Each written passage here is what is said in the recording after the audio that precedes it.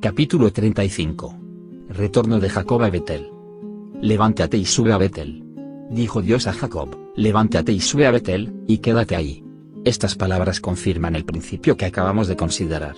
Donde haya caídas o decadencia espiritual, el Señor llama al alma para que vuelva a Él.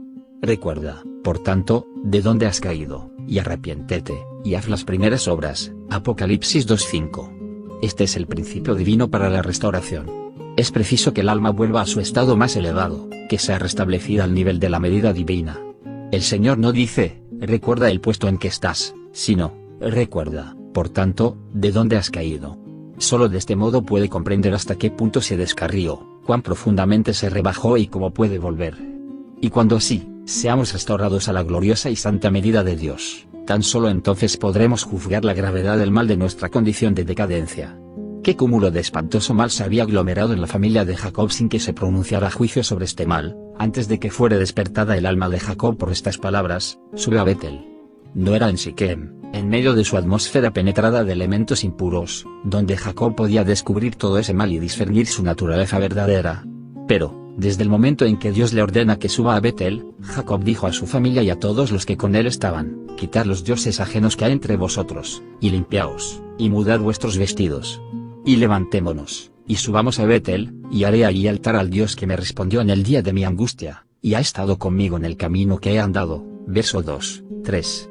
Bastaba la mención de la casa de Dios para hacer vibrar una cuerda en el alma del patriarca, haciéndole repasar en un abrir y cerrar de ojos la historia de 20 años llenos de vicisitudes.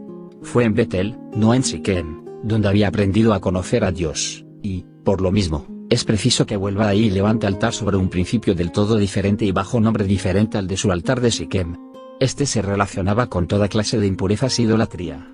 Jacob podía hablar de Dios, el Dios de Israel, en medio de toda clase de cosas incompatibles con la santidad de la casa de Dios. Es muy importante comprender esto. No hay nada que nos pueda mantener en un estado de separación del mal, firme e inteligentemente, como el reconocimiento de lo que es la casa de Dios y de lo que conviene a esta casa. Si no miro a Dios más que respecto a mí mismo, no tendré nunca conocimiento pleno y divino de todo lo que resulta de una justa apreciación de la relación que existe entre Dios y su casa. Hay personas que se preocupan poco por el hecho de hallarse asociadas a lo que es impuro en el culto que rinden a Dios, con tal que ellas mismas sean sinceras e íntegras de corazón. En otras palabras, creen poder adorar en Siquem, pensando que un altar llamado Dios, el Dios de Israel, no es tan elevado y tan bueno, según Dios, como un altar llamado Dios de Betel. Este es un error deplorable y el lector espiritual descubrirá desde luego la inmensa diferencia espiritual que existe entre la condición de Jacob en Siquem y su condición en Betel, diferencia igual a la existente entre los dos altares. Nuestras ideas respecto al culto se corresponden necesariamente con nuestro estado espiritual, y el culto será pobre y estrecho o inteligente y elevado en proporción al modo en que hayamos sabido comprender el carácter de Dios y la relación que sostenemos con Él. El nombre de nuestro altar y el carácter de nuestro culto expresan, el uno y el otro, la misma idea. El culto al Dios de Betel es más elevado que el culto al Dios de Israel porque el primero se relaciona con una idea de Dios más elevada que la del otro, ya que Dios, en este último, en lugar de ser conocido como el Dios de su casa, no aparece más que como el Dios de un solo individuo. Sin duda este título de Dios de Israel es la expresión de su gracia maravillosa, y el alma no puede menos que sentirse dichosa cuando considera el carácter de este Dios que se pone en relación con cada una de las piedras del edificio y cada uno de los miembros de su cuerpo por separado. Toda piedra en el edificio de Dios es una piedra viva, unida a la piedra viva, teniendo comunión con el Dios vivo por el poder del Espíritu de vida. 1 Pedro 2:4, Romanos 8:2, 10. Pero, por verdadero que sea todo esto, Dios no es menos el Dios de su casa, y cuando, por una inteligencia espiritual más desarrollada, somos más capaces de considerarle como a tal, nuestro culto entero toma un carácter más elevado que el que surge de una mera apreciación de lo que Él es para nosotros individualmente. El altar de Betel. El llamamiento hecho a Jacob para que vuelva a Betel encierra también otra idea. Levántate y sube a Betel, y quédate ahí, y haz ahí un altar al Dios que te apareció cuando huías de tu hermano Esaú. Es bueno que a menudo se nos traiga a la memoria lo que éramos en la época de nuestra vida en la cual nos veíamos desechados como la escoria. Así Samuel recordó a Saúl el tiempo en que era pequeño en sus propios ojos, 1 Samuel 15:17, y cada uno de nosotros necesita acordarse con frecuencia de cuando era pequeño en sus propios ojos. Cuando somos pequeños en nuestros propios ojos el corazón se apoya de verdad en Dios. Después acaso nos creemos algo y es preciso que el Señor vuelva a hacernos sentir nuestra nulidad. Al principio de la vida de servicio de testimonio, cuánto siente el alma su debilidad y falta de capacidad.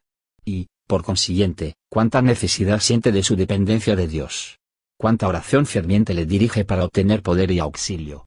Más tarde, después de habernos ocupado bastante tiempo en la obra, empezamos a pensar que podemos depender de nosotros mismos. Por lo menos, no tenemos la misma sensación de flaqueza y la misma sencilla dependencia de Dios. De ello resulta que nuestro servicio es pobre, superficial, verboso, destituido de unción y de poder, no saliendo ya de la fuente inagotable del Espíritu sino de nuestros propios pensamientos miserables. En los versículos 9-15 Dios renueva la promesa a Jacob, confirmándole su nuevo nombre de príncipe que le había dado en lugar de su plantador, y Jacob designa una vez más a aquel lugar con el nombre de Betel. Nacimiento de Benjamín y muerte de Raquel. El versículo 18 nos proporciona un interesante ejemplo de la diferencia que existe entre el juicio de la fe y el de la naturaleza humana. La naturaleza ve las cosas a través de las nubes brumosas que la rodean, la fe las contempla a la luz de la presencia y de los consejos de Dios. Y de Raquel dice, y aconteció que al salírsele el alma, pues murió, llamó su nombre, el de su hijo, Benoni, mas su padre lo llamó Benjamín. La naturaleza le llama Benoni, hijo de mi dolor, la fe le llama Benjamín, hijo de mi diestra. Así sucede siempre, los pensamientos de la naturaleza se diferencian siempre de los de la fe, y deberíamos desear ardientemente que nuestros corazones fuesen gobernados tan solo por los de la fe y no por los de la fe.